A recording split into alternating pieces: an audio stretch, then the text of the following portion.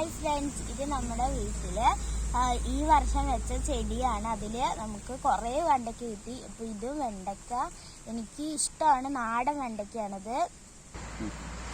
ഇത് നമ്മുടെ വീട്ടിൽ വളർന്ന ചാമ്പങ്ങൻ്റെ വിത്താണ്. ഇത് കേരളയിൽ സ്പെഷ്യലാണ്. ഈ ചാമ്പങ്ങ ഇങ്ങനെ ആയിട്ടാണ് ഇതേപോലെയൊക്കെ ആവുക. എനിക്കിഷ്ടമാണ് ചാമ്പങ്ങ, നല്ല ടേസ്റ്റും മധുരമൊക്കെ ഉള്ള ചാമ്പങ്ങയാണ്. അതുണ്ടോ,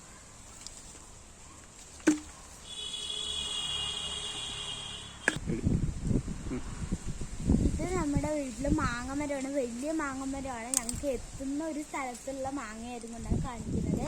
മാങ്ങ എല്ലാവർക്കും ഇഷ്ടമല്ല, എനിക്കും ഭയങ്കര ഇഷ്ടമാണ് മാങ്ങ, നല്ല മാങ്ങയാണ്.